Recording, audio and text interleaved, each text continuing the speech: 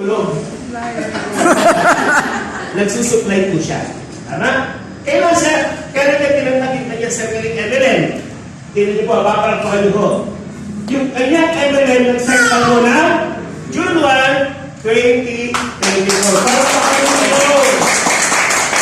Ibig sabihin guys, kung kayo ay leader, ang sarap na tao. Bakit? Ikaw ang pioneer. Dito sa Pampanga, sa Pampanga dito. Sa Baguio, kasi, alam ko yung pasok, kaya alam ko, ito ang Pampanga, no? Dito kasi sa Baguio, may una-una. No? Si Ma'am Sally, pupunta siya rito sa noong June ba? So, hindi nag-workout. Ngayon pa lang mo. Kaya parang natin sa inyo. Okay.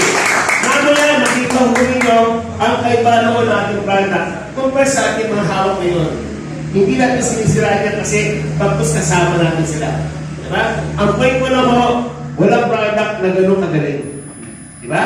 Okay. So, 2017 at ngayon po, June 1, 2024, so ilang buwan pa lang?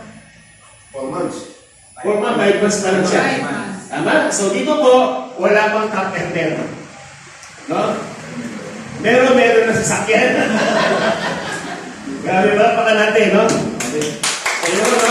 So, ang ating office po, nasa Tagiguyan, no? Meron sa kumbalik, pero by lecture, no? At kayo hotel ng opisina. It's either Ortigas, Cubao, o Quezon. At dito, meron na tayo stockies. Meron ba dito? O wala pa? Wala pa. Meron tayo sa Union, at meron po tayo sa ibang dami na ho. Okay? Yan. Okay, ito po, no? So, yung ating may-ari, yung ating company, hindi lang po siya basta-basta. Hindi siya doktor, pero talo na ho ang mga doktor umaamin sa kanya at nakikinig.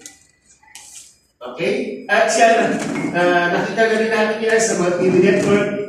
Nag-present po siya ng product, lalo ka pwede mo, no? Siya po siya. So,